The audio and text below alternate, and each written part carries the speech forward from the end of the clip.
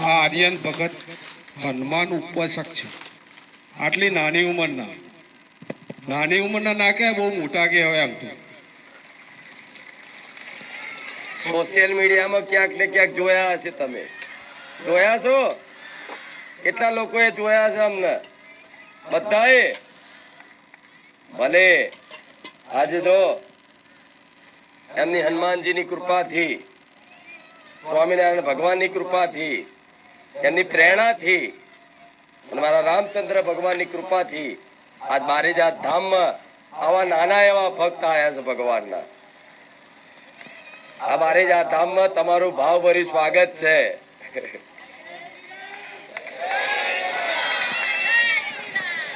આટલી ઉંમરે આ ભક્તિ જાગવી, આવા ધાર્મિક સંસ્કારો મળવા એટલે ધન્ય છે એમના માતા પિતા નહીં તે, ધન્ય છે એમના કુળને. આ એક ઉદાહરણ છે કે ભક્તિ કરવાની કોઈ ઉંમર નથી હોતી. ભક્તિ કરવાની કોઈ ઉંમર નથી હોતી. આ એનું પ્રત્યક્ષ પ્રમાણ છે, ઉદાહરણ છે કે આટલા નાના દીકરાની અંદર આવી ભગવાનની ભક્તિ કરતા કરતા આજ ઉપદેશ આપતા, ભગવાનના ઉપદેશ આપતા થઈ ગયા હોય. જે ઉંમર રમકડા રમવાની હોય, તમે તો હવે 12-13 વર્ષની ઉંમરે તો લખોટીઓ ભમેડા રમી ખાતા હતા. સાચું ખોટું? અને જોડે આધ્યાત્મિક જ્ઞાન તો ખરું, ભક્તિ તો ખરી, જોડે શિક્ષણ પણ ચાલુ છે. ચાલુ છે ને?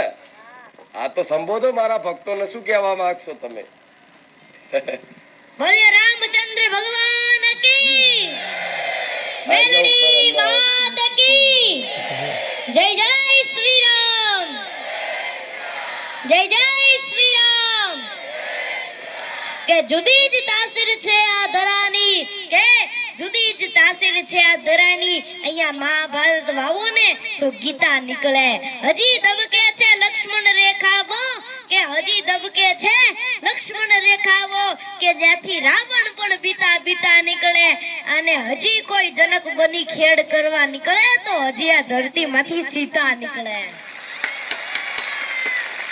સૌ કોઈના જીવનમાં એક એવી સાંજ આવે છે કે બધું જોવા છતાં એને કશુંનું કામ આવે છે. સૌ કોઈના જીવનમાં એક એવી સાંજ આવે છે કે બધું જોવા છતાં એને કશુંનું કામ આવે છે. મળે યશ અને કીર્તિ, એદી ભૂલાઈ ગૌરવથી જાતી. જેદી ચારેય બાજુથી ઘેરાય ને ત્યારે મારા બાપ હોઠે રામ આવે છે. કે તે છતાં જીવન જીવવાની એક જડીબુટી બતાવી દઉં, કે તે છતાં જીવન જીવવાની એક જડીબુટી બતાવી દઉં. કારણ કે જ્યારે દુનિયામાં બધું કામ ન આવે, દવા કામ ન આવે ને ત્યારે કોકની દુઆઓ કામ લાગે છે. कि जो सर फिरे होते हैं इतिहास उन्हीं की लिखती है, समझदार तो लोग सिर उनके बारे में पढ़ते हैं.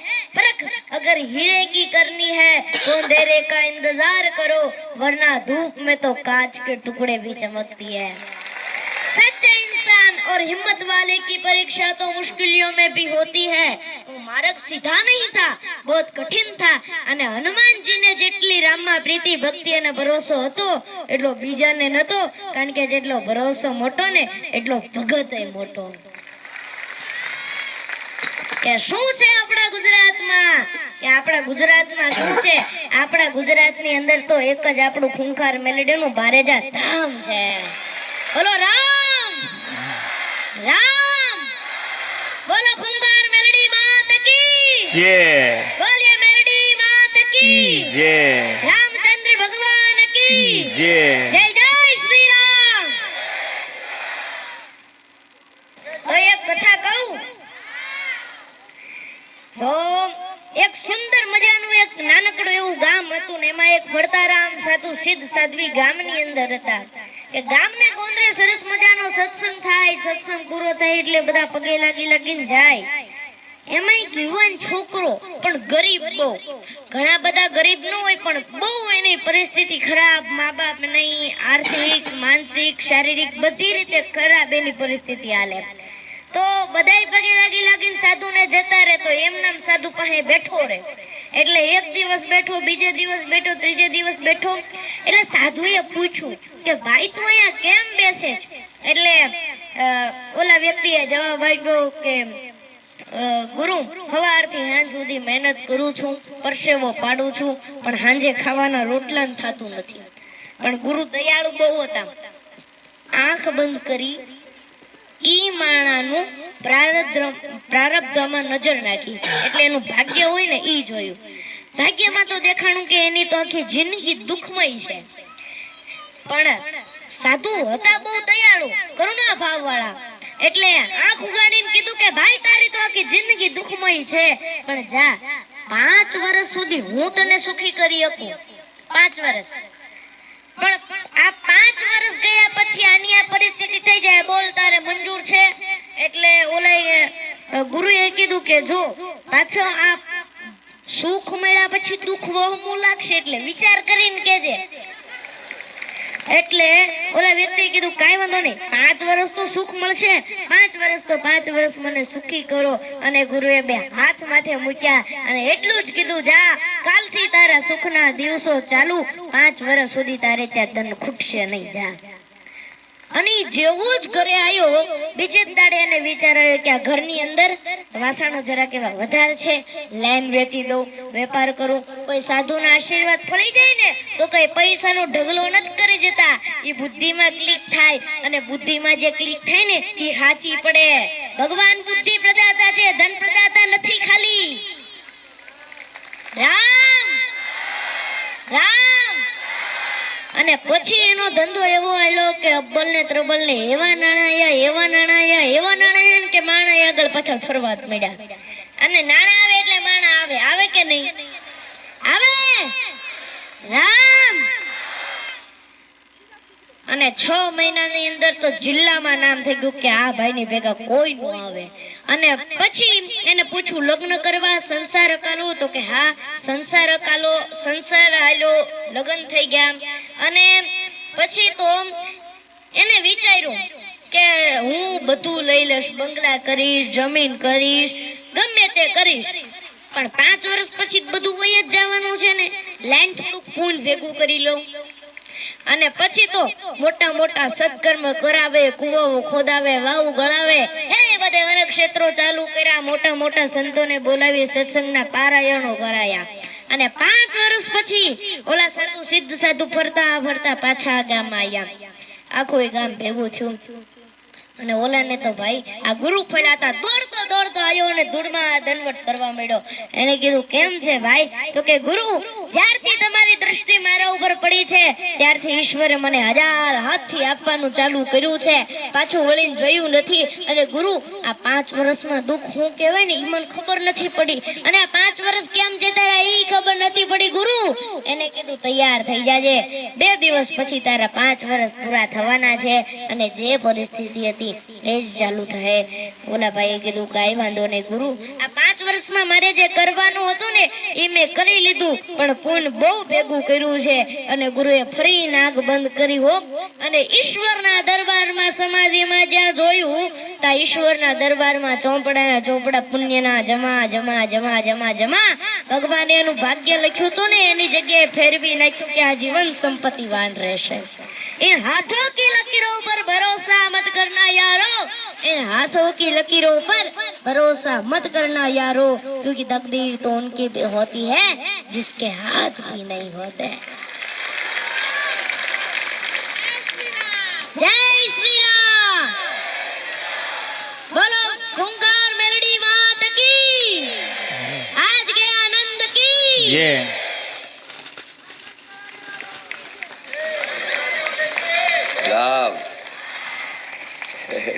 ખૂબ સરસ, ખૂબ આનંદ થયો મન માતાન. ઘણા સમયથી મતલબ એક અંદરથી પ્રાર્થના હતી, ઈચ્છા હતી બારેજા ધામ જવું, પણ આજે ભગવાનની કૃપાથી, મારી મેરડીની કૃપાથી આજે બારેજા ધામ આવવાનો અવસર પ્રાપ્ત થયો.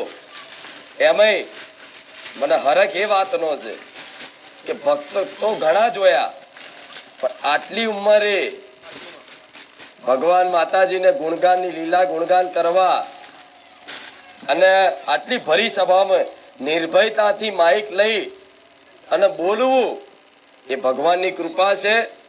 હનુમાનજી પંચમુખી હનુમાનજીની કૃપા છે, સ્વામિનારાયણની કૃપા છે, માતા પિતાના આશીર્વાદ છે અને ગુરુના ચરણોના આશીર્વાદ છે, કૃપા છે. એના કારણે એ નથી બોલતા, એમની ચેતના શક્તિ બોલે છે.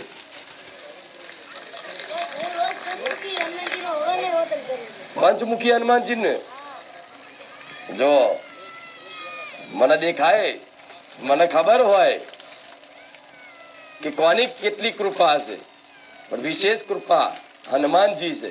એમાંય પંચમુખી હનુમાનજી, એ પંચમુખી હનુમાનજીની કૃપાથી અહીંયા રામ છે ને, એ હનુમાનજીએ જ મોકલ્યા રામ જોડે. મારા ધામમાં રામજી બિરાજમાન છે, સીતાજી બિરાજમાન છે, લક્ષ્મણજી છે, હનુમાનજી છે અને મારા રામ ભક્તો અહીં આવે છે. આ રામ નામની ધજાઓ લહેરાય છે. આ ભૂમિ, આ ધામ, આ પાવન એટલે છે કે રામ રામ બોલવા વાળા મારા લાખો ભક્તો બારેજા ધામ આવે છે.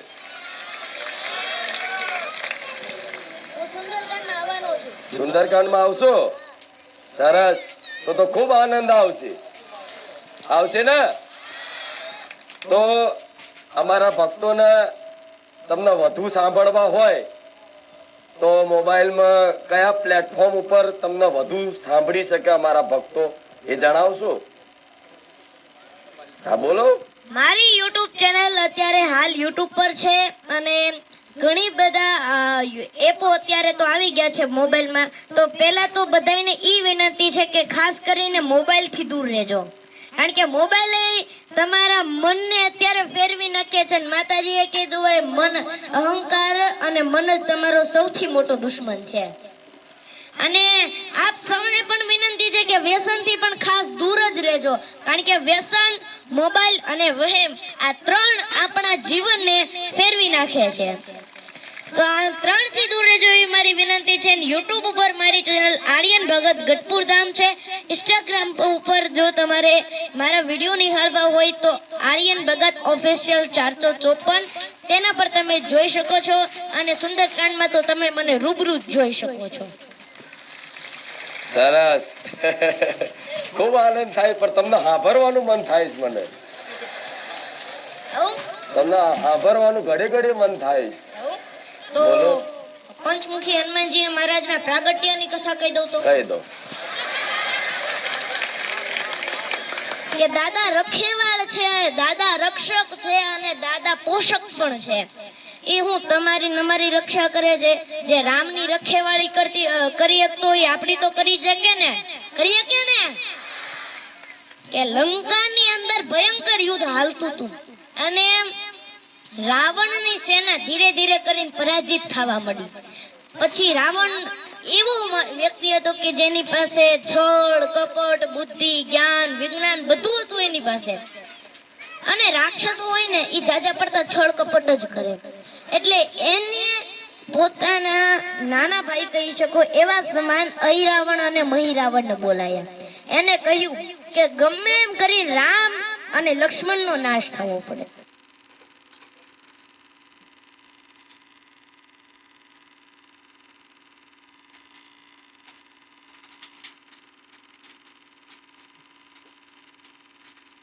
અને પછી અહિરાવણ અને મહિરાવણ, એમાંથી મહિરાવણ એક જ એવો હતો કે જે વિભીષણનું રૂપ ધારી શકતો હતો, બાકી કોઈ વિભીષણનું રૂપ ન ધારી શકે. એટલે સંધ્યાનો સમય થઈ ગયેલો, યુદ્ધ વિરામ થઈ ગયેલું, આવો ટાઈમ થઈ ગયેલો, બધા સૂઈ ગયેલા, પ્રભુજી પણ સૂઈ ગયેલા. એવામાં હનુમાનજી મહારાજ ખુદ જે રામ ભગવાનની જે કુટીર છે, ઝૂંપડી છે, એની રક્ષા કરવા ફેરો લગાવતા હતા. આપણે કહે ને રક્ષા કરે છે, એવી રીતે એ રક્ષા કરતા હતા.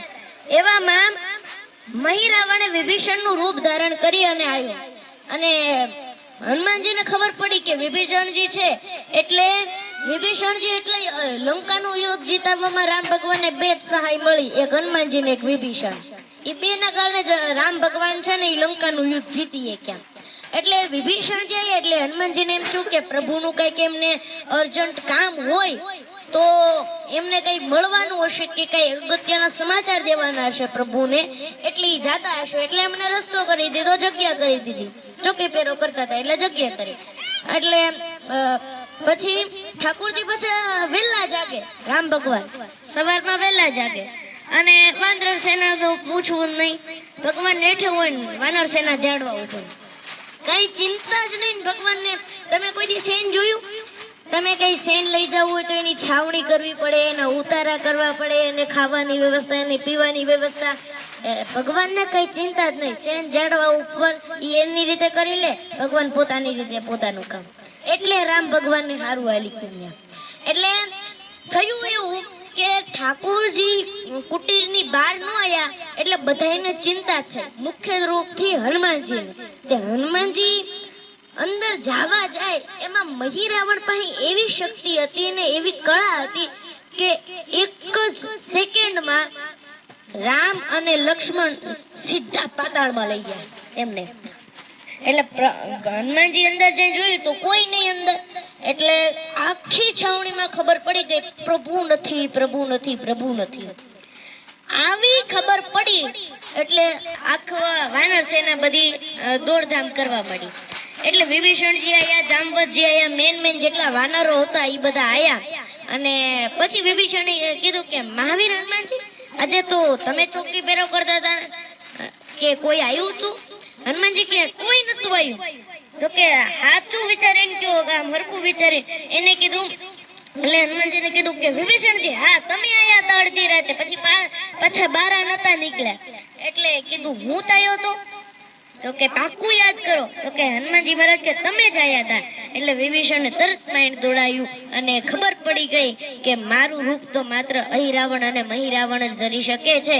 એટલે હનુમાનજીને કહ્યું કે જાઓ હનુમાનજી મહારાજ, તમે જાઓ, પ્રભુને બચાવો. એક અહિરાવણ અને મહિરાવણ મારું રૂપ ધારી શકે છે અને એ પ્રભુને ચોક્કસ પાતાળમાં લઈ ગયા હશે. એટલે હનુમાનજી તરત ગયા પાતાળમાં, કારણ કે ખબર પડી ગઈ કે એની રાજધાની ન્યા છે.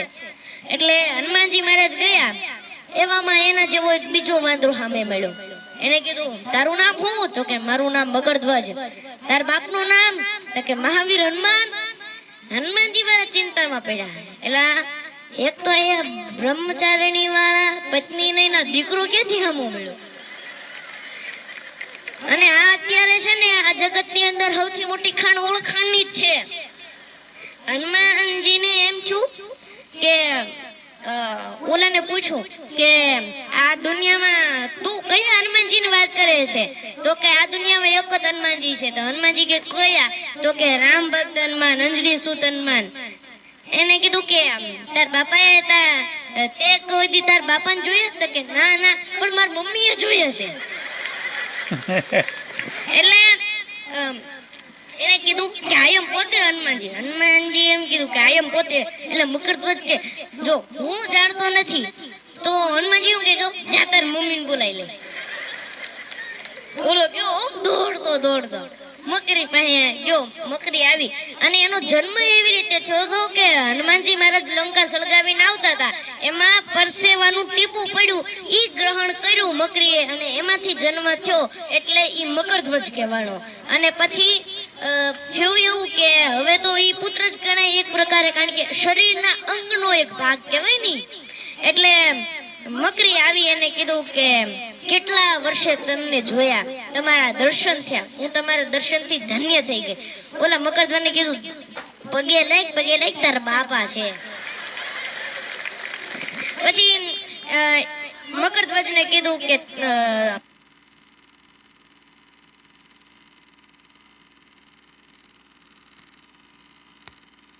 તો કે અહીંયા અહિરાવણ અને મહિરાવણ મારા ઈષ્ટ રામ અને લક્ષ્મણને લઈને બંધન કરીને લાયા છે. એને કીધું હા પ્રભુ લાયા છે. એટલે હનુમાનજીએ કીધું કે તું મારો દીકરો છો, તું મને રામ કાર્યમાં મદદ કર. જેમ તમે રામની ડેલી ઉભા રહ્યો છો ને, એમ હું અહિરાવણ અને મહિરાવણની ડેલી ઉભો રહ્યો છું. હું મારા બાપનું ક્યારેય નામ ન લજાવું. જો તમારે જવું હોય ને તો યુદ્ધ કરીને જ જવું પડશે ને મને જીતીને જ જવું પડશે. પછી હનુમાનજી અને મકરધ્વજનું ભયંકર યુદ્ધ થયું. એમાં મકરધ્વજ હાર્યો. પછી મકરીએ માર્ગ પ્રશસ્ત કરીને કીધું કે તમારે જો અહિરાવણ અને મહિરાવણના મૃત્યુના સમાચાર જો જાણવા હોય ને તો એની પત્ની ચંદ્રલેખા છે ને એને ખબર છે. એટલે હનુમાનજી મહારાજ ગયા, કીધું કે આ તો જો હું તને પૂછું છું, આમ તો પૂછાય નહીં કારણ કે તારા મંગળસૂત્રનો સવાલ છે, આનું મોત કેમ થાય એ મને કે. અને ઓલી હોતને એવી કંટાળી ગયેલી, રોજ માનતા કરતી હતી આ ગુજરી જાય તો સારું. એટલે પછી ચંદ્રલેખાએ પછી અક્ષર જ કરી કે જો હા હું તમને કહી તો દઉં, પણ રામ છે ને એને મેં જોયા છે, એની હારે મારા લગ્ન કરાવી દો ને તો હું તમારી વાત માનું. હવે હનુમાનજી મૂંઝવાના, આ તો એક પત્ની વ્રત વાળા છે, હવે આ બીજા લગ્ન ક્યાંથી કરાવવા. એટલે પછી હનુમાનજી મહારાજે કીધું કે હું તારી શરત મંજૂર કરું, પણ તારે હું રામ ભગવાનને છોડાવીને આવું એટલે પછી હું તારા આ હાથી દાંતના પલંગ ઉપર ભગવાનને જો બેહાડું ને કોઈ વિઘ્ન ના આવે તો તારી શરત મંજૂર. એટલે હનુમાનજી મહારાજને આવી શરતો કરીને હનુમાનજી મહારાજ ગયા. અને પછી અહિરાવણ અને મહિરાવણ ને રાવણના જે કુળદેવી છે વિંધ્યવાસીની, એમની મૂર્તિમાં હનુમાનજી મહારાજ સમાઈ ગયા. અને પછી મૂર્તિમાં સમાઈ ગયા એટલે પાછા આવીને એમનામ નહીં, રામ ભગવાનને નાગ પાશાને બેડીઓથી બાંધી દીધેલા એટલે છૂટે તો નહીં. અને પછી હનુમાનજી મહારાજ આવી ગયા એટલે એના જે ભૂદેવ હશે મંત્ર બોલવા વાળા, એને અહિરાવણ અને મહિરાવણને કીધું કે હવે માતાજીને ભોગ ધરાવો. અને જેટલા ટોપલા નાખે ને આમ નાખે ને હનુમાનજી મહારાજ આમ ખાઈ જાય, જેટલા નાખે ને ખાઈ જાય. પછી તો દાદાને એમ છું કે અમને મહેનત કરવાની, થોડુંક ખાઈ લઈએ તો સારું જ કહેવાય. એટલે પછી જેટલો ભોગ ધરાવે એટલો હનુમાનજી મહારાજ જમી જાય. અને પછી છેલ્લે ભૂદેવે કીધું કે હાથમાં ખડક લીધા અહિરાવણ અને મહિરાવણે, અને રામ અને લક્ષ્મણને કીધું કે તમારા ઈષ્ટ અને તમારા જે રક્ષક હોય એને યાદ કરી લેજો. એટલે લક્ષ્મણે ભગવાનના કાનમાં કીધું રામ ભગવાને કે હવે તો કોઈ હારો દેખાતો નથી. પછી રામ ભગવાને હું કીધું કહું કે ચિંતા ન કરતો, અંજનીના દીકરા સિવાય કોને યાદ કરવાના હોય. આ નાની વાત નથી હો. જો પરમેશ્વરને જો હનુમાનની જરૂર પડતી હોય તો આપણે માણા છીએ. કે ભક્તા દુઃખ પ્રભુ બંજે એસી બાતા અનેક, પર દુઃખ બંજે દેવરા એસો અંજની જાયો એક. અને પછી રામ ભગવાને શું કીધું કહું, ચિંતા ન કરતો, એ આવી ગયો છે, આ બા નથી આ બાપો છે. એટલે લક્ષ્મણજી આ મૂર્તિ સામું જોયું ને તો હનુમાનજી મહારાજે આમ આંખે કરી એટલે ખબર પડી ગઈ એ હવે વાંધો નહીં. અને જેવા ઓલા ખડક લઈ અને મારવા જાય ત્યાં મૂર્તિ ફાટી અને અંદરથી હનુમાનજી મહારાજે ઓલા બધા તો જોતા રહી ગયા કે હા હું. ત્યાં તો હનુમાનજી મહારાજે એક લાત મારી અને અહિરાવણ અને મહિરાવણના હાથમાંથી શસ્ત્ર છોડાવી અને પ્રભુને નાગપાશના બંધનમાંથી મુક્ત કર્યા. અને પછી ભગવાને ધનુષ બાણ લઈ અને અહિરાવણ અને મહિરાવણને મારવાનું, માથા કાપવાનું શરૂ કર્યું. પણ જેવું માથું કપાય એવું ફરીવાર આવી જાય.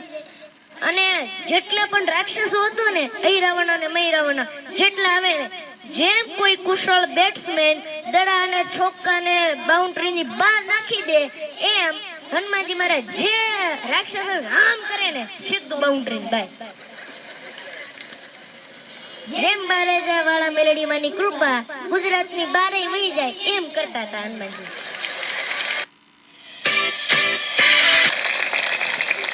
એટલે પછી હનુમાનજીએ પ્રભુને શું કીધું કહું કે જો આનું મોત છે ને ઈ તમે આવી રીતે કરશો ને તો અસંભવ છે. તમે જો ઓલી મધમાખી જે અમૃત લાવીને મૂકે છે ને એની રાણી મહિરાવણના કેદમાં છે, એને મુક્ત કરાવો. પછી હનુમાનજી મહારાજે મધમાખીની રાણીને મુક્ત કરી અને પછી હનુમાનજી મહારાજે મંત્ર માખીને રાણી શું કીધું કે મેં તમારી મુક્તિ કરી છે, તમે મારું એક કામ કરો. તો કે શું? કે ઓલી ચંદ્રલેખા રહી એના હાથી દાંતનો પાયો રહ્યો ને એ એક પોલો કરી લ્યો. વિદ્યાવાન ગુણી હતી ચાતુર. પછી આકાશમાં અહિરાવણ અને મહિરાવણે 5 જ્યોત જગાવેલી અને બ્રહ્માજીએ એવું વરદાન આપેલું કે કોઈ એક જ વ્યક્તિ એક જ સાથે એક ફૂંક મારીને આ 5 જ્યોતને ઓલવે તો તમારું મોત સંભવ થાય, બાકી દુનિયામાં તમને કોઈ મારી ના શકે. એટલે હનુમાનજીએ પ્રભુને કીધું કે પ્રભુ આ અહિરાવણ અને મહિરાવણને હું વરદાન આપેલું છે, હવે હું પંચમુખી ધારણ કરું છું અને જેવું હું ફૂંક મારું એટલે તમારે ધનુષમાંથી બાણ છોડવાના અને માથા કાપવાના, બાકી આ મરશે નહીં આમના. અને પછી હનુમાનજી મહારાજે પંચમુખી રૂપ ધારણ કર્યું. એક બાજુ વાનર મુખ, બીજી બાજુ ઉર્ધ્વની અંદર શિવ ભગવાનનો અવતાર છે હેગ્રીવ રૂપ ઈ, અને એક બાજુ ગરુડ, એક બાજુ વરાહ અને એક બાજુ નરસિંહ મુખ ભગવાને ધારણ કર્યું. અને ઈ તો પવન પુત્ર છે વાલા, એની ફૂંક કેવી હોય. અને કાલે જે હનુમાનજી મહારાજે ફૂંક મારી અને ધનુષમાંથી બાણ છૂટા અને અહિરાવણ અને મહિરાવણનો વધ થયો. બોલે પંચમુખી હનુમાનજી મહારાજ કી જય. અને પછી હનુમાનજીના પુત્ર મકરધ્વજને પાતાળનું શાસન આપ્યું અને જેવા રામ ભગવાન ઓલી ચંદ્રલેખાના ઓલા પર હાથી દાંતના પલંગ ઉપર બેઠા ને પલંગ તૂટી ગયો. કારણ કે હનુમાનજી મહારાજે શું કીધું હતું કે પાયો પૂરો કરી નાખજો, એટલે જેવા બે એવું તૂટી નાખે. આ રાજકારણ ઘોડે છે ને હનુમાનજીના કાર્યક્રમ પણ ફિક્સ જ હોય છે. બોલો રામચંદ્ર ભગવાન કી જય. મહારાજ કેટલા ભણો છો તમે? 4થું ધોરણ. રોજનું 400 કિલોમીટરનું ટ્રાવેલિંગ હોય છે. દરરોજ 400 કિલોમીટરનું ટ્રાવેલિંગ. ચોથામાં ભણતા જો અને જોડે ભણવાનું ચાલુ છે એવું નહીં, સારી સ્કૂલમાં ભણો છો. Genius international school. એટલે તમારું જોઈએ ને કોઈ ભક્તિ તો કરે પણ જોડે શિક્ષાનો ઉપદેશ આલો. કે મારે બધાયને ઈ કેવું છે કે ખાલી સંસ્કાર રહેશો તોય ખરાબ છે. કારણ કે જેટલું સંસ્કારની જરૂર છે એટલું આ જમાનાની અંદર શિક્ષણની પણ જરૂર છે.